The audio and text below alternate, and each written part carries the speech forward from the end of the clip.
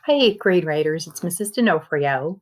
Today, you're going to be working on two entries on your Claudette Colvin book. You guys are going to be working in chapter 9, reading through chapter 9 today.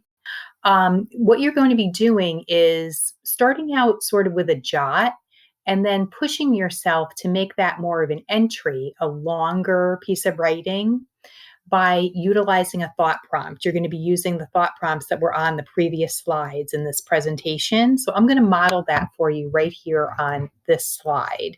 I'm going to start out by reading you a piece of the Claudette Colvin book. I'm going to go back to chapter 4 for this. And then I'm going to model how I notice things and jot them down and then push myself to write more with a thought prompt.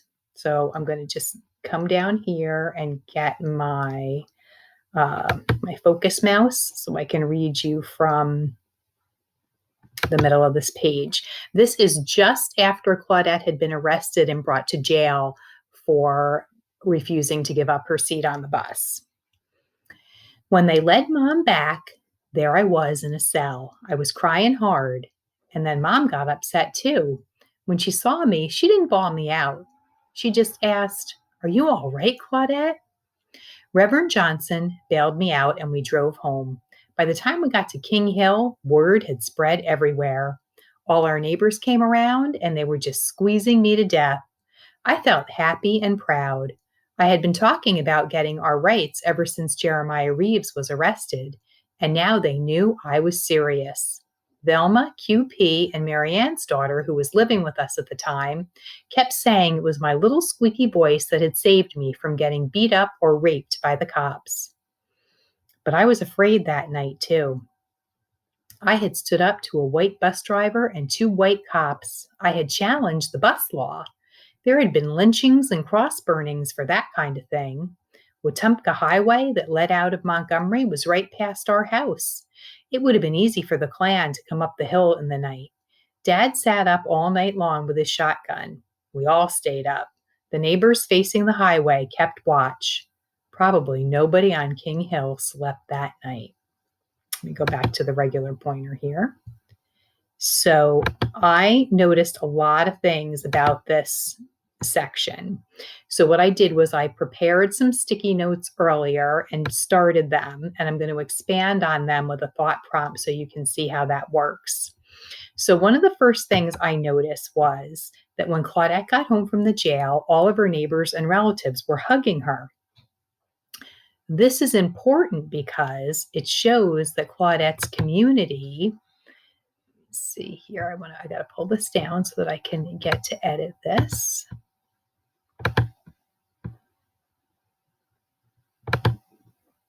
It shows that Claudette's community supported her, running up and hugging her, right? And was really proud of her.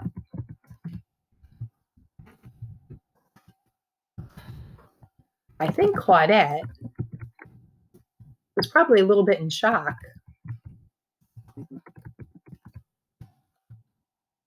at the time. She had just gotten out of jail.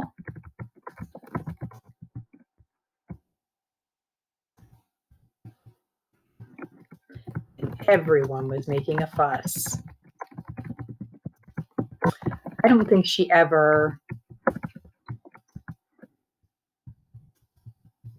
really expected any of this extra attention.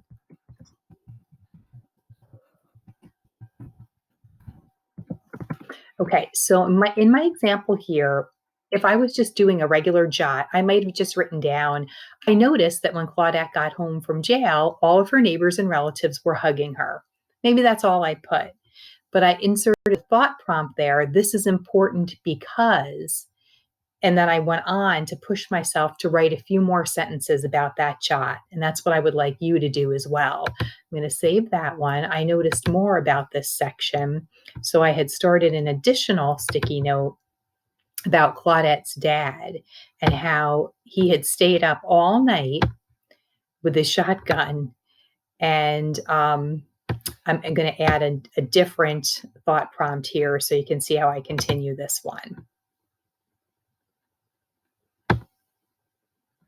Okay, so Claudette's dad stayed up all night with his shotgun. So it's reasonable to conclude that happens to be another thought prompt.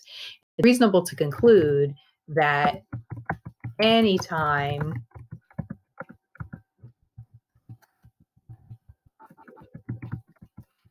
Black person stood up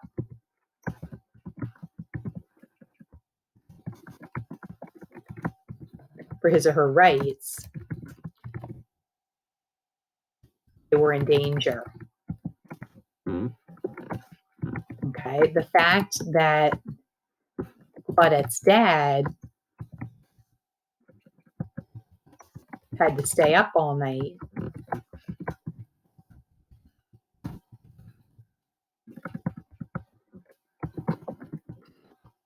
watching out for trouble meant that bad things had happened before, and it was possible these could happen to Claudette now. Okay, so again, my original jot was Claudette's dad stayed up all night with a shotgun. Just a noticing that I had about that section that stood out to me. But then when I added, it's reasonable to conclude, that pushed me to continue writing about what was going on with the dad sitting on the porch with the shotgun. Okay, so I'm going to save that and get that put into my document. Okay, so now I have 2 entries here. Instead of just 2 little tiny jots, I really have 2 longer pieces of writing. And that's what I want you to have at the end of today. Please add those on your day 5 slide, on your essay slides, and you can go and mark this assignment as done. You don't have to share anything in the assignment. We will be able to see what you've written today on your day 5 slide. All right, have a great Monday, everybody.